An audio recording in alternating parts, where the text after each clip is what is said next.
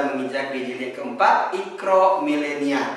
Alhamdulillah bahagia sekali setelah kita sudah belajar di jilid Iqra yang pertama, yang kedua, dan yang ketiga, dan sekarang jilid yang keempat. Masya Allah, ini merupakan pokok bahasan di Iqra yang keempat ini adalah yang pertama tanwin, yang kedua adalah qalqalah.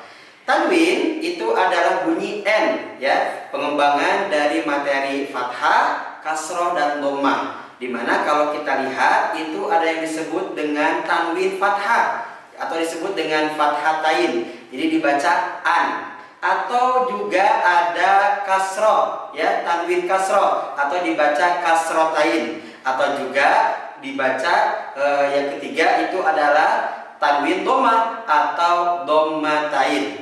Oke, nah pembahasan tanwin ini ada pada halaman 101, 103, dan 105. Di mana halaman 105 kita fokus pada pembahasan dhammatain atau tanwin dhammah atau bunyi un. Kita langsung saja masuk pada halaman 105, ialah pembahasan tanwin dhammah. Sahabat Al-Quran yang dirahmati Allah Subhanahu wa taala, di sana ada kolom yang berwarna hijau.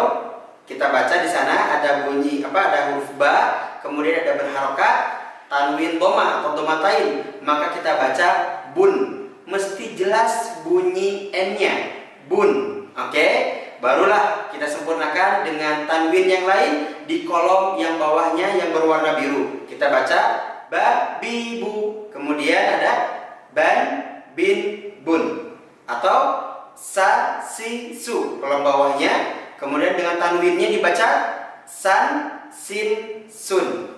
Oke, sahabat Al-Quran yang dirahmati Allah Subhanahu wa taala, kita akan latihkan pola-pola pembacaan di tanwin ini di kolom berikutnya, masih di halaman 105.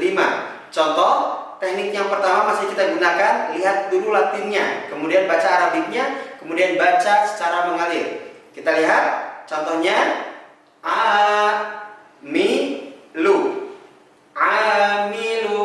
Kemudian lafaz ini ada tanwin di belakangnya. Kita baca amilun. Baca secara mengalir, amilun. Oke, contoh lagi ada basyiron. Kita baca basyiron. Kemudian kolom berikutnya nadhirun. Kita baca secara mengalir, dibaca nadhirun.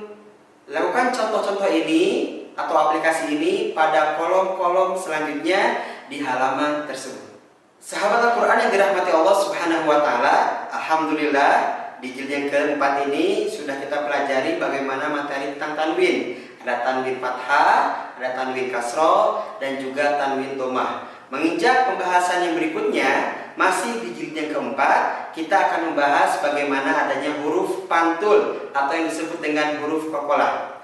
Huruf qalqalah ialah huruf-huruf yang berharokat sukun yang itu dipantulkan, dan jumlah hurufnya ada 5. Biar lebih mudah kita menghafalkannya, cukup dengan kalimat baju di toko, ialah huruf ba, huruf ja, huruf da, huruf to, dan huruf ko.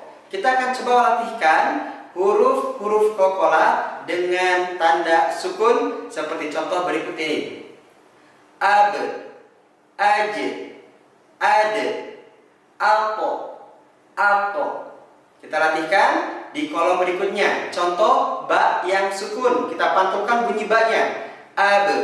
Contoh lafadznya wa abqa. Kemudian huruf ja sukun dibaca menjadi aj. Cara bacanya ya ja'alu. Kemudian da sukun. Contoh ad. Aplikasi di lafaz yang lain tadkhulu.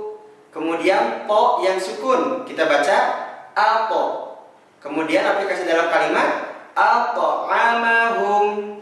Kemudian ada juga qaf sukun kita baca apo. Maka aplikasi dalam kalimat aqlamin. Itulah teknik-teknik ataupun cara saat mengucapkan huruf qalqalah, ialah bunyi hurufnya memantul, dan tidak semua huruf yang sukun itu memantul hanya 5 huruf saja, ialah huruf ba, huruf ja, huruf da, huruf po, dan huruf ko, dan semuanya itu yang bertanda sukun. Biar lebih mudah, ada 5 huruf, ialah dengan cara menghafalkan baju di toko. Sahabat Al-Quran yang dirahmati Allah Subhanahu wa Ta'ala, itulah bahasan-bahasan pada jilid yang keempat Iqra Millennial, di mana di sana ada pembahasan tanwin dan juga huruf qalqalah. Sekedar mengingatkan kembali, dari mulai jilid yang pertama sampai jilid yang keempat itu kita tetap harus menguasai bunyi huruf secara baik. Dan kita harus bisa membedakan mana bunyi K, mana bunyi Ko. Jadi pada saat K itu sukun ataupun Kof itu sukun, maka kita bisa membedakannya. Contoh, kalau ini kan yang K, tak, tak.